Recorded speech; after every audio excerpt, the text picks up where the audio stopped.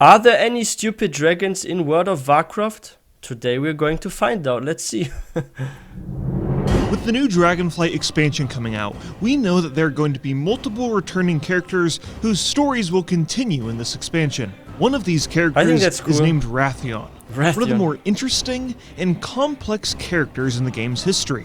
The story of the Black Dragonflight Prince has spanned over multiple expansions, and the situations he's been in and the decisions he has made have been questionable at best. Yes. Let's learn about this dragon's blunders, triumphs, and ultimately how he's been labeled as one of Warcraft's stupidest dragons. The origin of the Black Prince is in a zone you probably wouldn't expect. Across the barren dunes and ravines of the Badlands, a red dragon by the name of Rheastraza is experimenting with black dragon eggs. Under the guise of a goblin, she simply goes by Rhea. What's up? I remember this questline from Cataclysm. This was so fun. I actually think Cataclysm was not such a bad expansion. Some people are saying that's a downfall of World of Warcraft. I actually think Cataclysm had some interesting story as well. I think it was not that bad. Of Rheastraza is experimenting with black dragon eggs. Under the guise of a goblin, she simply goes by Rhea. What's up? With What's the help up? from the player characters, you partake in a questline that involves the imprisonment of a black dragon named Naixandra, who is being forced to lay eggs by Rhea. The reason for this is she is trying weird. to experiment and try and purify these dragon eggs of corruption. Because literally almost every black dragon is corrupted. And while it might be a noble cause... Because of the old gods. Yeah, no, it's a pretty brutal thing to do for a member of the Red Dragonflight. Anyways, during this questline, you find a Titan device that purifies one of the eggs. Yeah. Obviously, the Black Dragonflight does not like their eggs being stolen and experimented on, so they attack the player character. In the process, you kill Naixandra. This questline ends with Rhea being burned to literal ash by Deathwing, but that purified egg had found its way to the Twilight Highlands, where the Red Dragonflight are protecting it for safekeeping and until it gets stolen. Yeah. And then we have to find it. Hi. This section of our story is a core part for the legendary Daggers questline for rogues in Cataclysm. Rheastraza is understandably upset. Under her care was the one black dragon egg And that now we it's believe gone. was free of the taint of Deathwing's corruption, and it was stolen away from us by thieves in the night. You've found for us our only lead. The rogues from Ravenholt are behind this. Ravenholt. It just doesn't make sense. I actually think they did really well, like Blizzard did well with the Rogue storyline. Even like the Order Hall in Legion, I think it's really good, like the Rogue one. Like the whole class fantasy, like I see why a lot of people are maining Rogues, because it's a really interesting class. And Ravenhold was an interesting place. Now with like freaking Legion, right, and like the Order Hall, I feel like people are not really coming back to there, but it used to be a cool place, right? And yeah, by the way, guys, if you're new to this channel, please don't forget to hit that subscribe button for more WoW content. Ravenholt. It just doesn't make sense. A mongrel band of petty thieves? How did they even know about the egg? We'll get to Maybe the there was a bottom of this. traitor. Madness. And so, the player character and the Red Dragon Mostraws travel to Ravenhold Manor, and rogue players put their skills to the test and sneak into the building and creep into the dark depths of the basement in order to find their prized egg. That's right, mortal. The prize you seek no longer sleeps within a shell. Oh, it hatched. Here I am. In the flesh. I'm not some trophy for a red dragon's mantelpiece, and I'm never going back. Don't look so surprised. We dragons are conscious even within our shells. Holy shit. As I grew, I could hear the didn't know plotting that. and scheming. I was to be born a prisoner. But I'm one of a kind. A black dragon. Is that actually really true according to law? So dragons can hear while they are still an egg? Yo, they are smarter than I thought. Dragon raised free from the taint of my father's corruption. And that's how I intend to stay. free. Your Highness, we caught this beast snooping What? around the caves just outside the compound. I'm not afraid of you! Wait, who are you? You don't recognize your former prisoner? Shall we execute him, my prince? No. I want him to deliver a message to the Red Dragonflight. Tell them that I am free of my father's madness, and I will be free of them as well. I am to be left alone. He wants to go his This own will be my path. first and only warning. But Deathwing's minions may have you killed. Deathwing's minions should be afraid of me. Get him out of here. And Farad, break his legs. Yes, sir. No, that's not how the quest went. Now, if I... my new Right? friend, we have much to talk about. The player character teams up with Wrathion and his roguish goons to dispatch of his corrupted Dragonflight relatives, and Deathwing himself. Players travel to the ruins of Gilneas, the Tower of Karazhan, and even the final raid in Cataclysm to defeat Deathwing and claim the components to make their legendary daggers. Once that's all done, they return to Ravenholdt to I actually wish there were more quests like that in WoW, where you can get your legendary weapon from a very unique, cool quest line. We had that in Legion with like the artifact weapons, right? Like they also have a quest line and this there. But I just think it would be so cool if we get this more and more often, where you get legendary items. They don't even need to be weapons. They can be like body pieces or something as well, right? Or some jewelry. I think it's just so fun to have like a quest line that rewards you with some very unique OP item. I think that's so cool. discover a grisly aftermath. Grizzly aftermath, what? Your eyes do not deceive you. The treacherous Red Dragonflight sought to kill me off. They I want to hope protect now you. You see the truth about them. That's not even true. Champion, you have your reward. But there is one final dragon we need to slay. My prince, we should leave this place in case they come back to finish the job. Farad, I was just talking about you. The final black dragon. The one who's been more hidden than any of them. Your Highness, I have never tried to conceal what I am from you. Yes, you rescued me while I was still within my egg. No. And I owe you my life. But you are a black dragon, and you share the corruption of all my brothers and sisters. That is not true. Do you deny it? The dark visions? The voices in your head? The voices in your head. No, I am in control of the voices. They're here to help me. And what are they telling you now, Farad?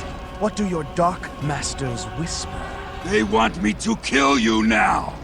Oh, why did you have to go and anger them? You have proven too difficult to control.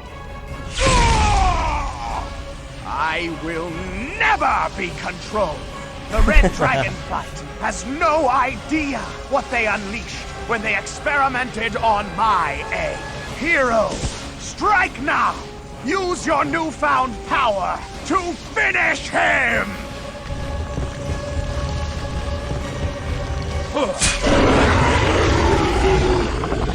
That was epic. It is done. It is done, Fred. But this is exactly why I'm hyped for Dragonflight, because I thought like the whole plot with the dragons was really interesting, how they can freaking shapeshift into like humans and elves and stuff. I just think it's so interesting.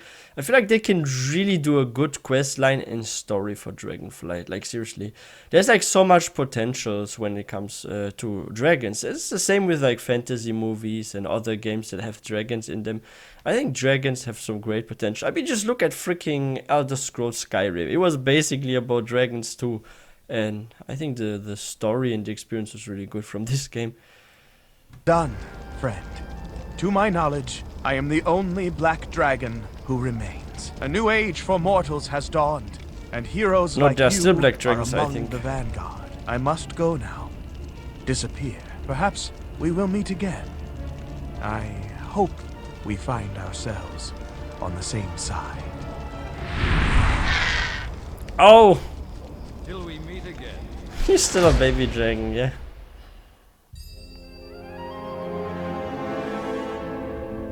But it wouldn't take long for us to run into the new self-proclaimed leader of the Dragonflight. Because in the next expansion, Mist of Pandaria, Wrathion wandered across this new continent. While exploring this strange new land, he made his home in an inn called the Tavern of the Mists. There's also a drugged out vermin under the floorboards of the inn, and in the back there's a bunch of monkeys in a hot tub.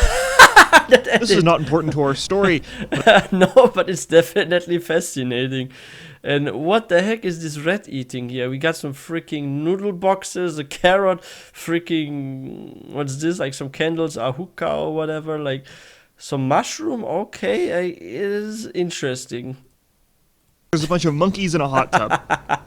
This is not important to our story, but I just felt the need to mention it. Pandaria. Yeah. A land of mystery, history, and opportunity. Also, during this time, the young dragon got 2 bodyguards, who are simply named Left and Right. Apparently, this is a reference from Game of Thrones, where an old grandma also has guards who are referred to as Left and Right. Oh, really? I don't know, I'm not a nerd who reads that stuff. Anyways, like while the Horde and the Alliance waged war trying to claim the territory over this strange new land, Wrathion played a different role and helped players obtain their legendary cloaks in a long, complicated questline. This questline begins with Wrathion summoning the player character to the Tavern of the Mists to discuss a disturbing vision he had. Ah, if it isn't my favorite master assassin. I was hoping I would find you here in Pandaria. Very good. Let's talk. Tong, drinks please. My father, Deathwing, tried to destroy the whole of Azeroth. He was misguided, of course, but he was right about one thing. Our world is so fragile. We are a point of light in a universe of shadow, a candle in a tempest. And sometimes I think it was the very precariousness of our world that drove my father to madness. Ah, thank you, Tong. The drinks are. Now to my point. I believe we are headed towards a reckoning. And no, I am not talking about the current conflict between the Alliance and the Horde, but the war deeply troubles me.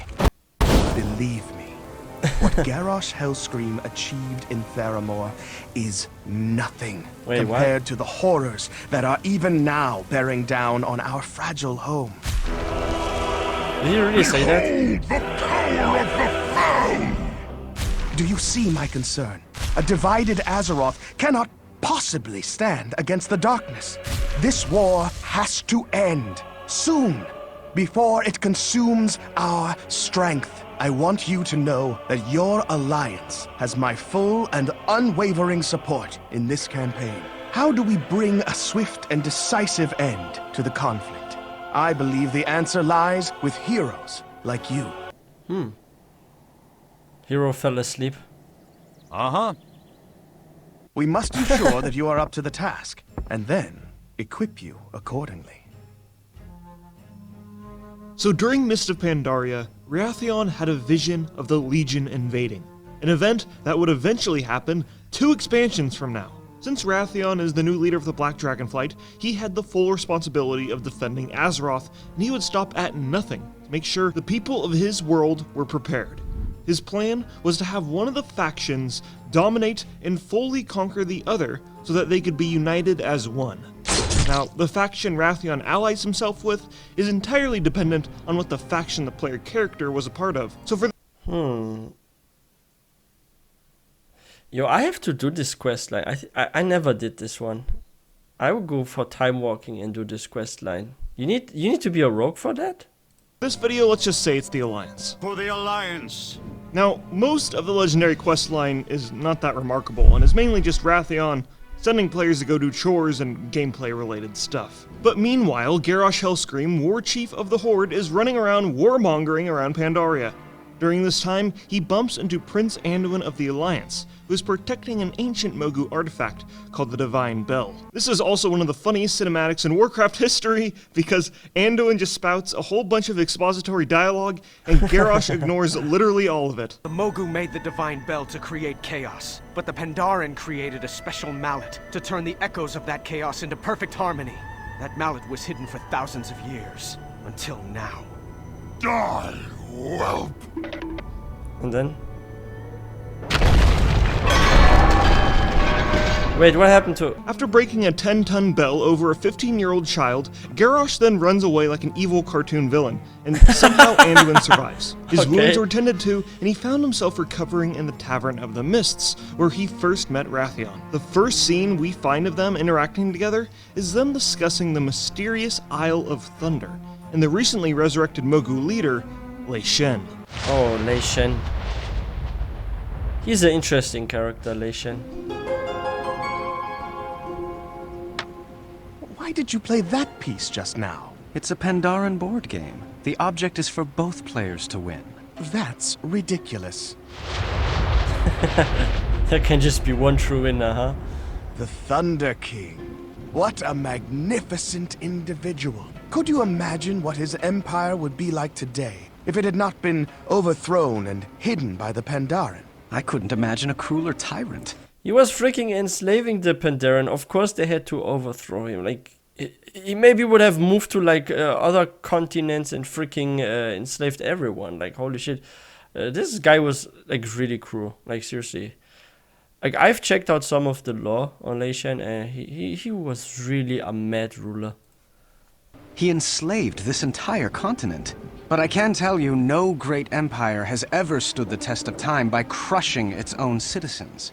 Remember, the Mogu were overthrown. That should be the lesson of the Thunder King. It's your move, by the way. I worry you may be too soft to wear your kingdom's crown, Prince Anduin. You would do well to learn some of your father's hardness. Are you lecturing me? You're what, 2 years old? 2 in dragon years. It is your move. Yes. Champion, return now to the Isle of the Thunder King. I will meet you at the Forge, where together we will create an instrument of legendary power. To what end? Good What are question. you two working towards? World peace. Using a Mogu weapon forge whose powers you barely understand. Yep, My that's how you achieve peace. You find the most powerful weapon and you just silence everyone that's not in your... that's like sharing your opinion. No, that's weird. Like, what a... Yeah, it doesn't make sense, right? Dear Prince, you and I share the same goals. We only differ in our level of commitment. Come, hero. Let us shape a new Azeroth together. Oh. My friend, if you blindly trust a black dragon in the search for greater power, are you any better than Garrosh Hellscream? Please, just be careful. Look, Anduin, I'm gonna be perfectly blunt with you. He's talking about loot, and that's all I care about. That's true. We just want our characters The to player be OP. character and Wrathion then travel to the Isle of Thunder and use an ancient Mogu forge to create a legendary gem. This chapter ends with the player character killing Lei Shen, pulling the heart out of the Mogu demigod, and then Wrathion eats said heart and trips balls. Wait, what? I see them. A million worlds, glittering in their perfection. But one above all others. Oh, We have fallen. We must rebuild the final Titan. Do not forget. For some reason, Wrathion eating the heart of a demigod is never brought up in the story ever again. Wrathion and the player character then travel So it around wasn't that Pandaria important. to receive blessings from the 4 August Celestials. For the sake of brevity, I'm kind of skipping over this part, and all you really need to know is that the Celestials are giving Wrathion wise advice and helping him deal with his daddy issues. Really, it's just a lot of talking. welcome back, champion. I need to Excellent do some work with time the walking. Celestials. Can you believe how chatty they were? I just wanted them to hand us our reward, but they would just talk. I'm sorry, where were we? Oh yes, I have something for you. Players are granted with epic capes, but our story isn't over. During the final chapter of our questline, Wrathion travels to the Timeless Isle and he meets with the bronze dragon named Kairos, who's investigating this strange new island. Kairos, I want you to meet one of my most accomplished of agents. A pleasure. Tell us again why this island is so unique. The presence of the Timeless Isle is proof that many things are possible beyond the boundaries of linear thinking. What if it were possible to shape and mold time as you would a ball of clay? What possibilities await? What new worlds could we create? I like the way you think. Kairos will play a very important role later in our story, so just remember him for now. Okay, so the player does a bunch of tasks around the Timeless Isle, like collecting 5,000 Timeless Isle coins and defeating all of the 4 August Celestials by teaming up with a giant raid group. So the Mist of Pandaria ends with the Alliance and Horde rebels storming into Orgrimmar and putting an end to Garrosh Hellscream's tyranny. With the Horde at its weakest point, Wrathion's dastardly plan of I still must get used to, not used to, but like, get basically used to Anduin's old look again. Like Anduin, like the old models, they look so weird, right? Like of Wrathion and of Anduin. Look at him. He looks like not anything like that anymore. They look like not even related to each other. Like the facial, everything. Like the face is so different. Wrathion's dastardly plan of one faction overthrowing the other was just in reach until King Varian decided to let them all live and establish peace instead, foiling Wrathion's plan and making his venture into Pandaria ultimately futile. Idiots, kings, fools, imbeciles. Oh, he's a upset. Complete waste. You were there! Is it true, then, what happened in Orgrimmar? That fool king. I did everything in my power. The whole world was his. He needed only seize it. Oh, sure, another year of fighting, enormous casualties trying to take Thunder Bluff, but the rest of the Horde would have caved eventually. Tong! Drink! Now! I thought Hellscream's victory was assured before he turned half of his Horde against him. So I changed my allegiance. Oh, don't look so surprised. I'm a black dragon. My loyalties are my own. But that idiot Rin, high king indeed. Why did he allow another war chief? He could have united the world under the Alliance banner. What a fool I was to trust his ambition. Should have taken over the throne room myself, like Auntie Onyxia. Auntie Onyxia. Things done. Enough! What? Talk. Always you speak, never do you listen. You ignore the lessons of Pandaria. You see, there is balance in all things. Wisdom etched in our very fur. I like that. And white. Yin and yang. Darkness and light. When the last emperor hid our land from the rest of the world, he also preserved the homeland of our ancient enemy, the man. Talk.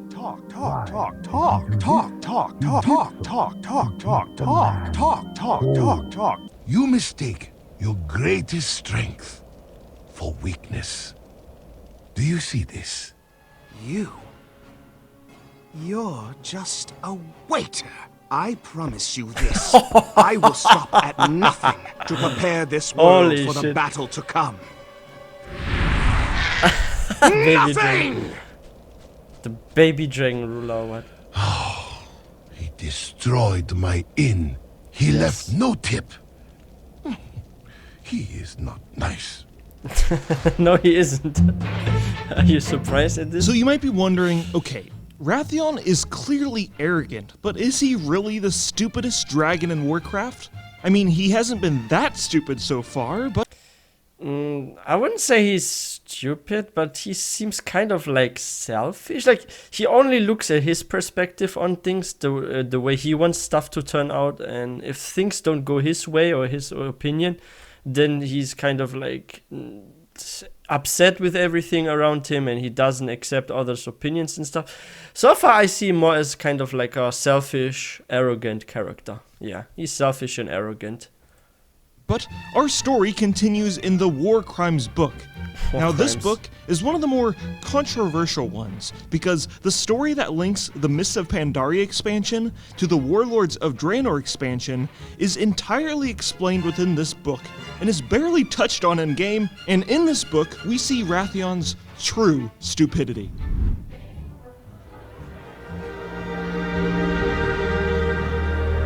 So in the book, the Horde and the Alliance are all at the Temple of the White Tiger, and Garrosh Hellscream is on trial for all of his heinous crimes. During Garrosh's trial, Terran Zu reads his list of crimes, and I will now quote the book directly. For all the acts you committed in your name, or by those with whom you have allied. Genocide, murder, forcible transfer of population, enforced disappearance of individuals, enslavement, the abduction of children, torture, the killing of prisoners, forced pregnancy, and the wanton destruction of cities, towns, and villages not justified by— Holy shit, that sounds like what's going on recently in our world, in a certain part of the world. Like, holy shit, there are some parallels here, right? With our real life issues, I mean, what we are having in this world right now, in the eastern part. Holy shit. Yo, there are like some parallels here with Garrosh and some other real life world leader. A military or civilian necessity. OMG. What say you to these charges, Garrosh Hellscream? And then Garrosh smiled, beginning to slowly applaud, although the chains about his wrists hampered the gesture. The show has barely commenced, and I already give it a standing ovation. This promises to be more entertaining than the Dark Moon Fair. Dark Moon I will Fair. not say I am guilty, for that denotes shame. Nor will I protest innocence, for I claim no such. Let the comedy begin. Wrathion watched from the stands and thought, wow, this abhorrent, psychopathic war criminal is just what I need to unify Azeroth. During the trial, they use a device called the Vision of Time, which is a giant hourglass that can be used to see past events. The Bronze Dragons Chromie and Kairos are also at the trial to help. Kairos. But secretly, Kairos and Wrathion team up to break Garrosh out. Kairos wants to do this because he is kind of pissed the Bronze Dragons lost their powers at the end of Cataclysm and wants to help the Infinite Dragonflight and be more powerful in the process. Wrathion wants to do it because he wants to unify Azeroth under one banner. More about his plan later. Okay, so I mean, if you think about it, what Wrathion wants, and like with the uniting everyone, I mean, it is a noble goal. Like he like, that's why I say he's not totally evil. Like, he has like maybe some aspects on him, like some faces, right, that appear evil to us. But if he wants to just freaking bring everyone together and have like some sort of harmony and like one absolute rulership, everyone in harmony, I actually think his goals are not as evil. Just like the way he tries to accomplish his goals are sort of questionable, we could say, right? So yeah.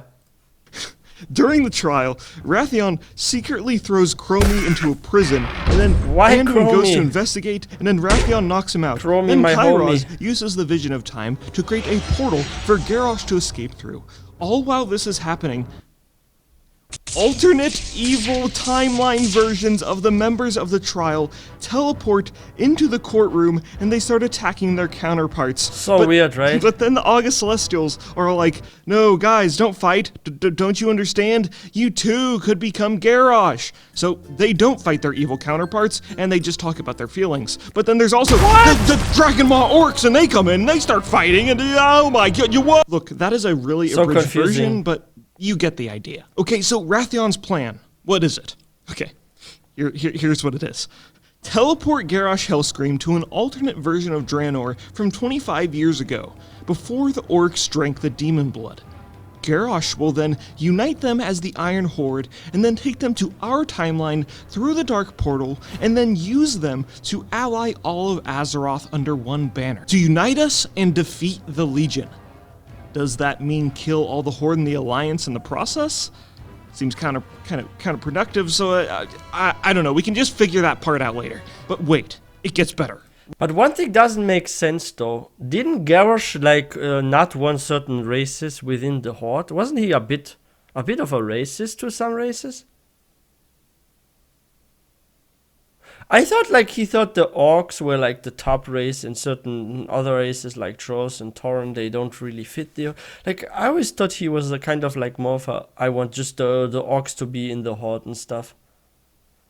Because there weren't really other races also. I mean, there were some goblins, you could say, in Siege of Orgrimmar, but very few other races appeared, right? And how would he would have felt about the Vulpera, for example, right? Like Vulpera and Garrosh, would that even work out? Like imagine you have freaking Garrosh and on his shoulder sits a Vulpera or something. Could that even be? The process seems kind of productive, so I don't know, we can just figure that part out later. But wait, it gets better. Wrathion didn't just want to do this once.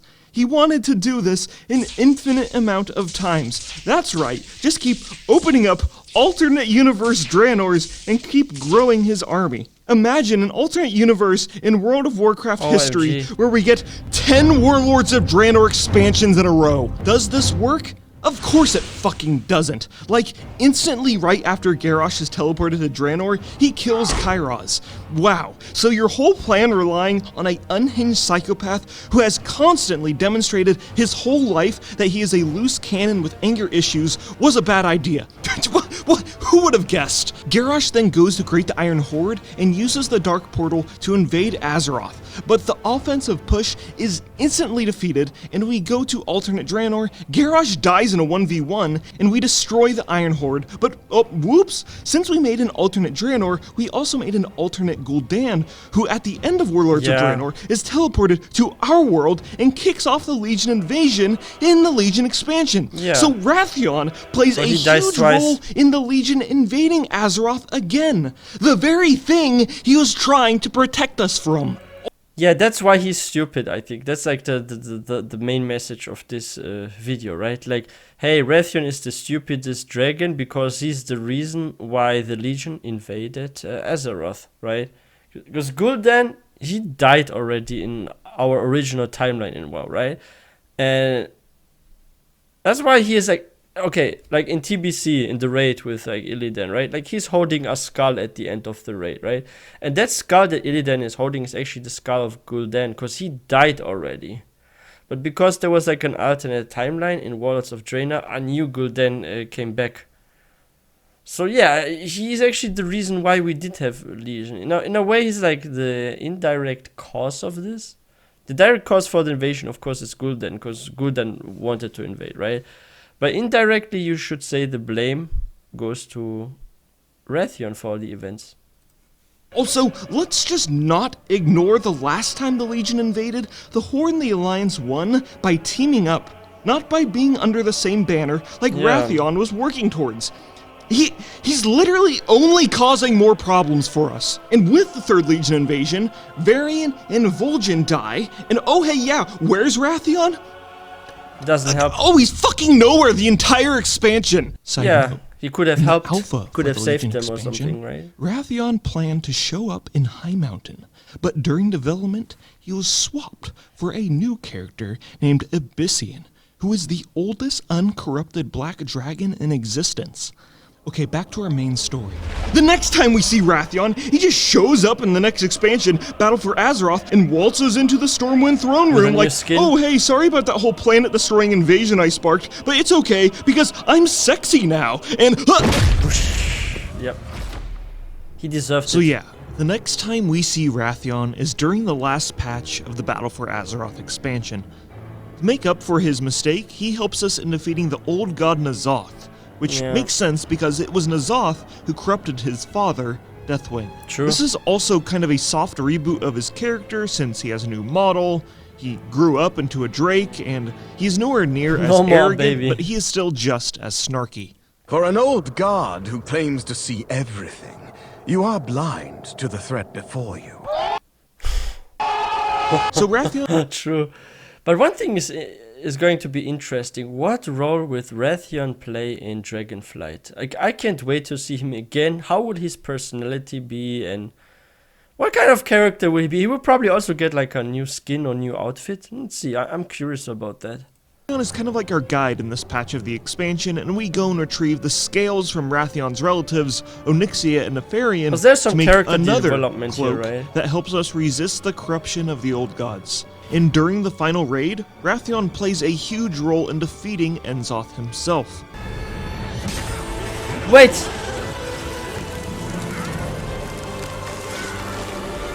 That dagger! That's the Legion artifact for Priest. And that is where our story ends for now. Wait a second. That's the Legion artifact for the Shadow Priest. Yo, this is really for the Shadow Priest, the Legion artifact. Defeating Enzoth himself. I'm sure about it. That's the same model.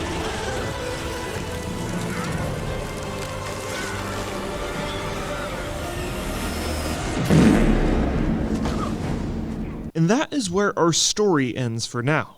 But we know Wrathion is going to play a pretty big role in the Dragonflight expansion, where he will discover what it truly means to be the leader of the Black Dragonflight. Wrathion is an interesting character a lot of players don't know the full story of, because his story is explained to players in a class-specific legendary questline from a decade ago. Another legendary questline that was entirely removed from the game, and finally I think they ruined, what they ruined about Wrathion is that they put him not into a neutral questline, but one class specific for the rogue. And another issue is, and here again, that's something I have been criticizing for a while now, is, like, it's nice to have novels to games, right? Like here, Warcraft and stuff. But I don't think it should be necessary for a player to read a book to understand the lore of a game, right?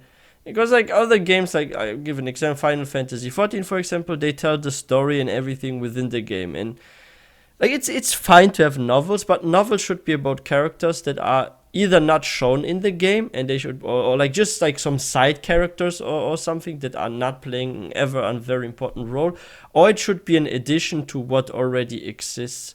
But it shouldn't be something that fills gaps or that helps people get the understanding of what's going on in the game.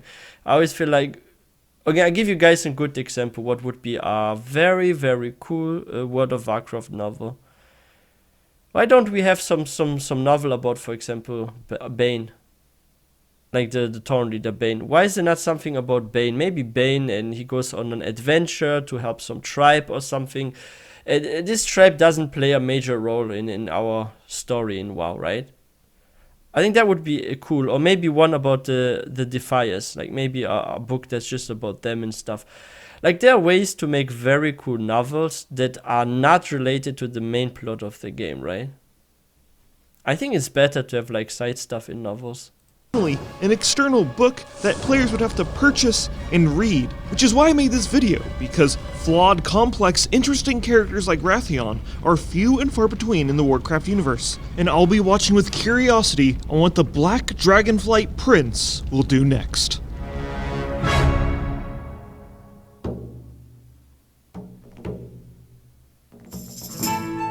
Okay, it's over. That was really, really fun to watch. I think Platinum WoW did a very good job making this. I loved the edits here, the way it was. It felt like I was watching a movie or something. And yeah, like, Wrathion, he's stupid because he doesn't see the full picture of the actions he does. Like, he has like a goal, and his goal is actually a nice one. I don't think his goal is bad. He wants to unite everyone and have some type of world peace, right? And he wants to protect Azeroth. Like, it's a noble goal, it's good, but the way he does things, and he doesn't consider that there could also be a different outcome, or maybe it will bring some disadvantages with it, or it has risks. Like, he doesn't consider the risks of his actions, like what also could be.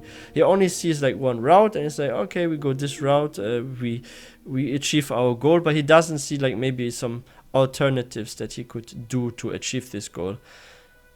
Like, there can be also peace on Azeroth with multiple leaders if they are united by maybe some sort of council or something. So yeah, that's why now the Horde doesn't have really a war chief, and they have this kind of council, right?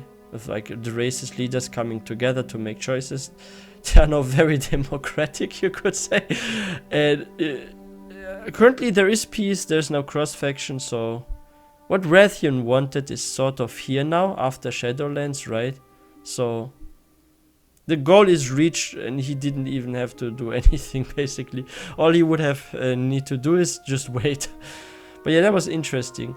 And by the way guys, if you're new to this channel, please don't forget to hit that subscribe button for more content. And what do you think about Rathian? Do you guys think he's stupid? Do you guys also think like me, he's selfish and arrogant? Because that's how I see him.